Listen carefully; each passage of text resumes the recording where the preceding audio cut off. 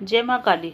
शुक्र के बारे में हम बात करेंगे कि वृश्चिक राशि वृश्चिक लग्न वालों की कुंडली के अंदर शुक्र की स्थिति अगर दूसरे घर में है, यानी कि अगर आपकी कुंडली 8 नंबर से शुरू होती है तो आपका वृश्चिक लग्न है और दूसरे घर के अंदर शुक्रदेव विराजमान है, अकेले हैं या दूसरे ग्रहों के साथ है, तो क्या परिणाम देंगे, संपूर्ण विस्तृत चर्चा करेंगे वृश्चिक लग्न वालों के लिए।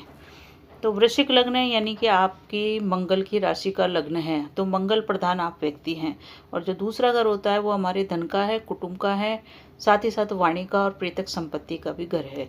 यहाँ पे शुक्रदेव आ रहे हैं और शुक्र आपकी कुंडली के अंदर 7वें घर के और 12वें घर के मालिक है। 7वां घर पार्टनरशिप का है, बिजनेस की और विवाह की, साथ ही साथ 12वां घर खर्चों का है और विदेश का है। इन दोनों घरों के मालिक होके शुक्रदेव विराजमान हो रहे हैं आपके दूसरे घर के अंदर, जो कि धन का है। और शुक्र स्वयं धन के कारक हैं, भोग विलास, ऐश्वर्य, विवाह, सभी चीज़ों के कारक हैं और ये आपके दूसरे घर में आ रहे हैं। अगर अकेले हैं तो क्या परिणाम देंगे, पहले इसकी चर्चा करते हैं। वृश्चिक लग्न में शुक्र सप्तमेश और व्ययेश है, यानी कि 7वें घर और 12वें घर के मालिक हैं। शुक्र आपकी कुंडली के हिसाब से प्रबल मार्केश है, इसीलिए शुक्र की जो स्थिति है वो मिश्रित फल आपको देगी। प्रथम भाव में प्रथम स्थान में अगर शुक्र होता है तो अशुभ होता है, परंतु दूसरे घर के अंदर जब शुक्र आ रहे हैं तो ये शुक्र आपको धनु राशि के अंदर विराजमान हो रहे हैं। जो धनु राशि है वो गुरु की राशि है, गुरु भी देवताओं के गुरु हैं और शुक्र दानवों के गुरु हैं। द्वितीय स्थान में जो शुक्र, कालपुरुष की कुंडली देखें तो द्वितीय स्थान में शुक्र की ही राशि होती है, तो सम प्रभाव देंगे। इसका पहला परिणाम तो क्या होगा शुक्र के दूसरे घर में आने से, कि जातक का जैसे ही विवाह होगा वो अमीर बन जाएगा, यानी कि विवाह उसके लिए धन की वर्षा करेगा और उसके लिए धन लेके आएगा। शुक्र यहाँ पे उपस्थित होगा तो वो सप्तम घर से 8वां पढ़ रहा है और तुला राशि जो कि 12वें घर में है वहाँ से तीसरा पढ़ रहा है। इस कारण से व्यक्ति को धन प्राप्ति में कुछ रुकावटों का सामना करना पड़ेगा। धन उसके पास प्रबल होगा परंतु रुकावटों के बाद आएगा। यश में वृद्धि करने के लिए थोड़ा सी परेशानी होगी, पद प्राप्ति के लिए भी थोड़ी सी परेशानी होगी, परंतु अल्टीमेट वो प्राप्त करेगा, क्योंकि जो भी थोड़ी रुकावटें आएगी वो बहुत हल्की होगी, उससे वो और कम हो जाएगा। और एक चीज़ और है कि शुक्र यहाँ पे आएगा जो कि गुरु की राशि है। गुरु की राशि में जब भी शुक्र देव आते हैं यहाँ पे दूसरे घर में, तो धन संग्रह करने में, सेविंग करने में उसको दिक्कतों का सामना करना पड़ सकता है। वो सेविंग कर लेता है तो वो अन्यत्र खर्च हो जाती है। दूसरे भाव में शुक्र होता है तो उसकी सीधी दृष्टि 8वें घर पे पड़ती है। 8वां घर जहाँ की मिथुन राशि होती है, ये ससुराल का भी घर है, लंबी बीमारी का भी घर है, आयुष का भी इसी घर को बोलते हैं। यहाँ पे शुक्र की दृष्टि होने के कारण, क्योंकि शुक्र संजीवनी विद्या के कारक हैं, शुक्र संजीवनी विद्या या दीर्घायु के कारक हैं, इस कारण से जातक दीर्घायु होगा, उसकी लंबी आयु होगी, परंतु एक प्रॉब्लम उसको रहेगी कि उसके बहुत अधिक मात्रा में गुप्त शत्रु होंगे जो ऊपर से तो मीठा बोलेंगे और वो पता ही नहीं कर पाएगा कौन उसका शत्रु है कौन उसका मित्र है।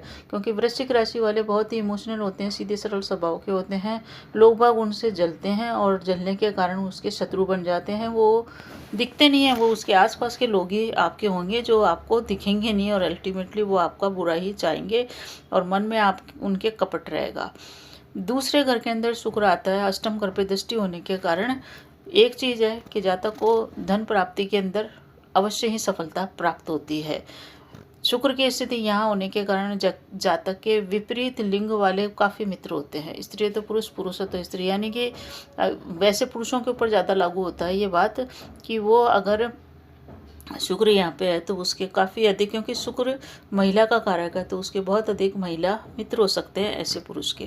शुक्र की दशा अंतरदशा में आपको सुखों की प्राप्ति होगी और कुछ ना कुछ रिश्तों के अंदर परेशानी आएगी। तो ये था शुक्र के अकेले होने का परिणाम। अब अगर शुक्र के साथ सूर्य आ जाए तो सूर्य आपके कुंडली में 10वें घर के मालिक हैं, जो कि आपका कैरियर का है, नौकरी का है।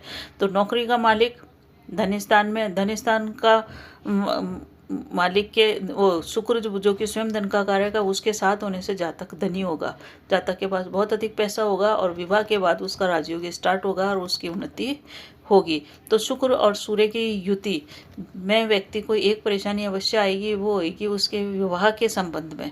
तो विवाह के संबंध में उसको प्रॉब्लम होगी। विवाह से पहले जातक को विपरीत वाले लोगों से अपोजिशन का सामना करना पड़ सकता है।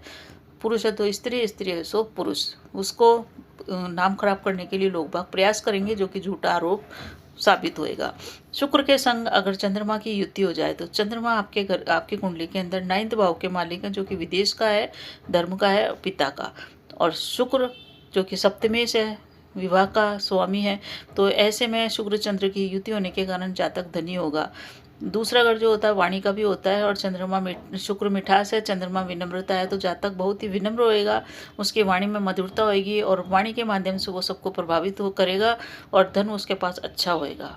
अच्छा धन उसके पास होएगा, वो धनी व्यक्तियों के अंदर समाज में गिना जाएगा, और साथ ही साथ प्रभावशाली व्यक्तित्व का भी होगा। अब अगर शुक्र के साथ मंगल आ जाए, मंगल आपके लग्न के स्वामी है, साथ ही साथ छठे घर के भी स्वामी है, जो कि रोग ऋण शत्रु का है।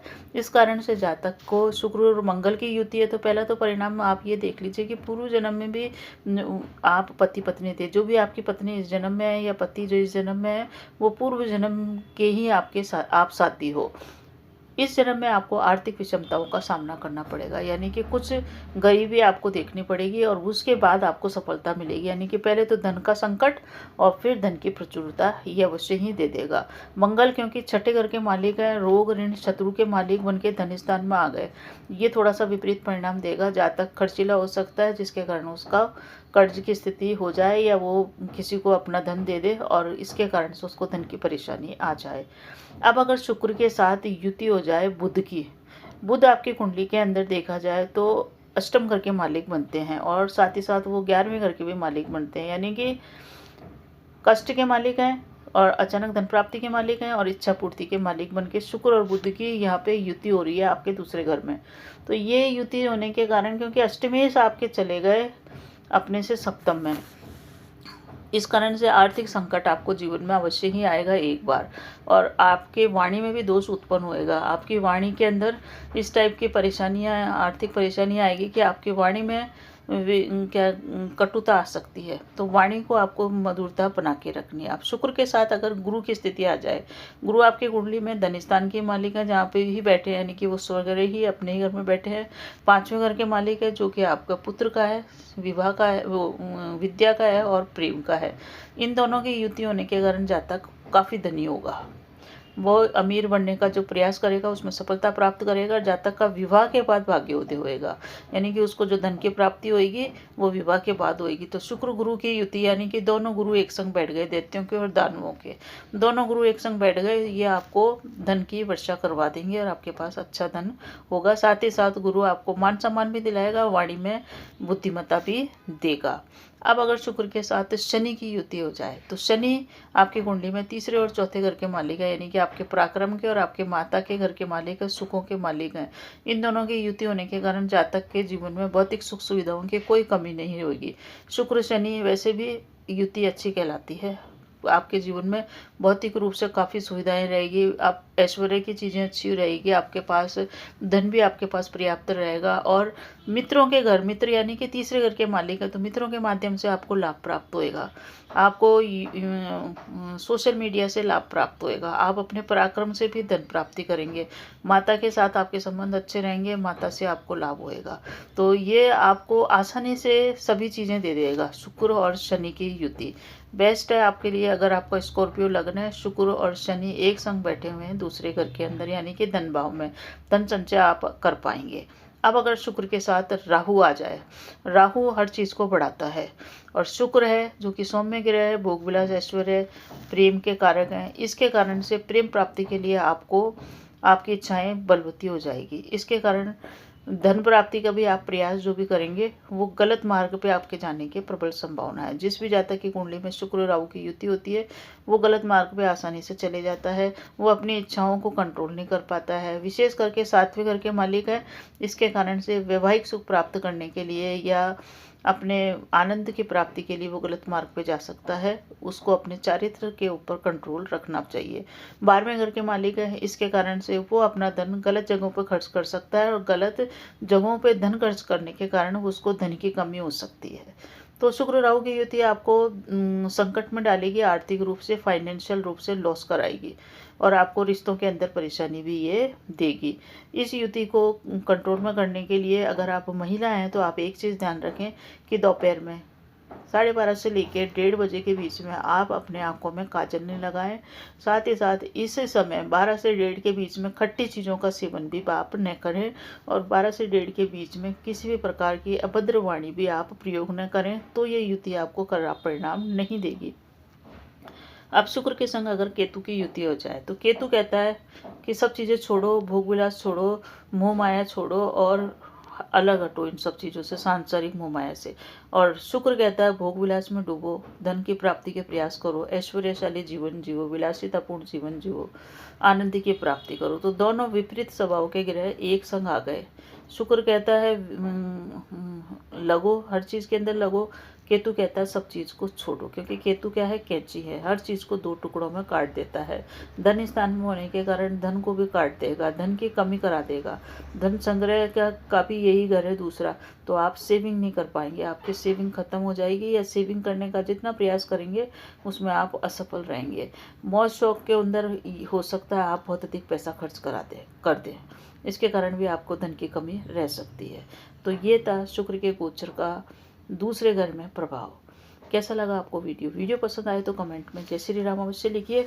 और शुक्र को बेहतर करने का परिणाम ये है, अपने जीवन साथी का सम्मान करें पहला तो, दूसरा श्री सूक्त का पाठ करें, माँ लक्ष्मी की पूजा करें, तीसरा गाय को शुक्र की देवी कहा जाता है, इसलिए गाय की सेवा करें। तो बने रहिए चैनल पे, अच्छा लगे तो लाइक शेयर सब्सक्राइब कीजिए। धन्यवाद।